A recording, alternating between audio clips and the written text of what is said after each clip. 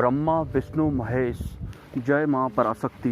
बिना मंत्र जप के, बिना नाम जप के, बिना किसी साधना के सूक्ष्म अवस्था में जाने का आसान तरीका मैं आज आपको इस वीडियो में बताने जा रहा हूँ। वैसे एक आम इंसान को अगर सिद्धि प्राप्त करनी होती है या फिर मुक्ति प्राप्त करनी होती है या फिर सूक्ष्म संसार के कुछ गूढ़ रहस्यों को जानना होता है तो इंसान मंत्र जप करता है, नाम जप करता है या फिर ध्यान करता है। सरल भाषा में अगर मैं बताना चाहूँ तो मंत्र जप करने से या फिर नाम जप करने से एक आम इंसान की सूक्ष्म संसार में एंट्री हो जाती है। या फिर इससे भी सरल भाषा में अगर बताऊं तो मंत्र जप करने से या फिर नाम जप करने से हमारी परिस्थितियां सूक्ष्म संसार के अनुकूल होने लगती हैं। टोटल मिला के मंत्र जप करने से या फिर नाम जप करने से हमें ये पता लगता है कि इस भौतिक संसार के अलावा सूक्ष्म संसार भी एग्जिस्ट करता है। और अगर हम लगातार मंत्र जप या नाम जप करते हैं तो जो सूक्ष्म संसार की शक्तियां होती हैं वो हमें खुली आंखों से भी दिखाई पड़ने लगती हैं। वीडियो में आगे जाने से पहले सूक्ष्म संसार का एक मूल सत्य मैं आपको दोबारा बताना चाहूंगा। जिस तरह से हम इस भौतिक शरीर के साथ सूक्ष्म संसार की शक्तियों को नहीं देख सकते,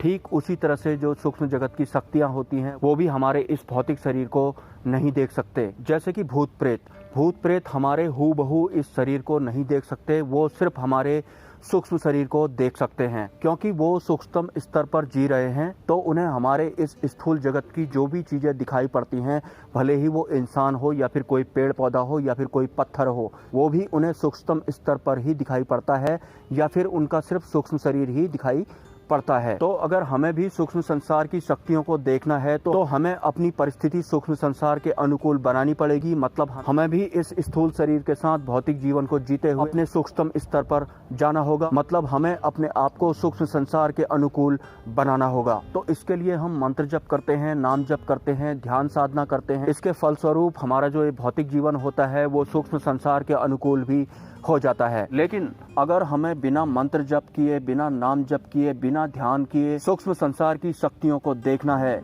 या फिर मैं ये कहना चाहूँ कि सूक्ष्म संसार में एंट्री करने से पहले किस तरह से आप अपने आप को सूक्ष्म संसार के लिए तैयार कर सकते हैं। जैसे कि इस वक्त मैं इस वीडियो में बोल रहा हूँ या फिर मैं आपकी तरफ को अपनी इन स्थूल आंखों से देख रहा हूँ, लेकिन वो परिस्थिति कैसी होगी जब मेरा ये मुंह नहीं होगा या फिर मेरी ये आंखें नहीं होंगी। मतलब टोटली मेरा जो ये भौतिक शरीर है ये भी नहीं होगा। तो फिर मैं कैसे बोलूंगा या फिर आपको कैसे देखूंगा? क्योंकि जो सूक्ष्म शक्तियां होती हैं यकीनन उनके पास ये स्थूल शरीर नहीं होता, लेकिन फिर भी वो देख सकते हैं और फिर भी वो बात कर सकते हैं। और अगर हम भी अपने सूक्ष्म स्तर को जागृत कर लेते हैं तो हम भी सूक्ष्म संसार की शक्तियों को देख सकते हैं और उनसे बात कर सकते हैं। लेकिन शुरुआत में आपको ये प्रैक्टिस करनी है कि मेरा ये शरीर है ही नहीं। तो उसके बाद आपको बड़ा अनकंफर्टेबल फील होगा कि मेरी तो आंखें भी नहीं है या फिर मेरा तो शरीर ही नहीं है, अब मैं क्या करूं। लेकिन आप इसी मनोभाव के साथ अगर लगभग आधे घंटे भी हर रोज प्रैक्टिस करते हैं कि मेरा ये स्थूल शरीर तो है ही नहीं, तो अब मैं कैसे सरवाइव करूंगा या करूंगी। बहुत सारे लोग इस मनोभाव के साथ ज्यादा देर नहीं टिक पाएंगे। हो सकता है 10-20 सेकंड बाद ही वो एग्जिट मार देंगे। लेकिन उस असहजता के साथ लगातार अगर आप प्रैक्टिस करते रहते हैं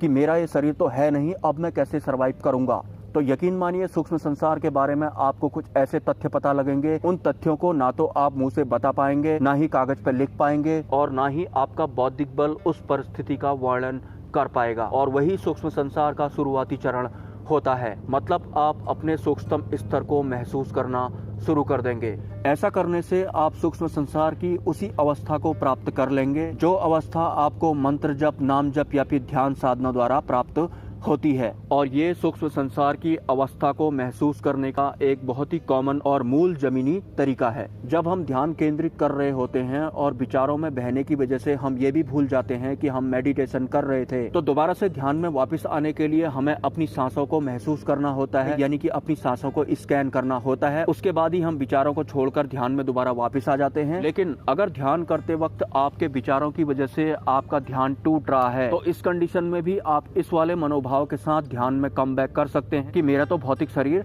है ही नहीं। ऐसे ही आप इस मनोभाव की अवस्था को टच करते हैं, आप डायरेक्ट अपनी ध्यान की अवस्था में वापस आ जाएंगे। सो आई होप आपको मेरा ये वीडियो काफ़ी ज्ञानवर्धक लगा होगा। अगर आप पहली बार मेरे चैनल पर आए हैं तो चैनल को सब्सक्राइब करना ना भूलें, क्योंकि मैं सूक्ष्म जगत के कुछ गूढ़ रहस्यों को उजागर करने हेतु एक सीरीज चला रहा हूं और उस सीरीज का लिंक आपको मेरे इस वीडियो के कमेंट सेक्शन में मिल जाएगा। अगर आप उस प्लेलिस्ट को टाइम निकाल कर चेक करेंगे तो यकीनन सूक्ष्म संसार के विषय में आज तक के आपके जितने भी भ्रम रहे हैं वो काफ़ी हद तक दूर हो जाएंगे। इसके अलावा मेरे 3 सवाल जो इंसान की बुद्धि और विचारों से परे के सवाल हैं। सवाल नंबर 1, भगवान शिव ने कैलाश पर्वत नामक बर्फ की पहाड़ी का चुनाव क्यों किया था? सवाल नंबर 2, समुद्र का पानी जो खारा होता है, जो नमकीन होता है, उसका मूल सत्य क्या है? और सवाल नंबर 3, जो नदियां होती हैं वो अक्सर समंदर में जाकर ही क्यों मिल जाती हैं? अगर आपको इन 3 सवालों में से किसी भी सवाल का परम सत्य पता है तो यकीनन आप फ्यूचर में एक बहुत बड़े साधक बनने वाले हैं। मिलते हैं नेक्स्ट वीडियो में। ब्रह्मा, विष्णु, महेश एंड जय मां पराशक्ति।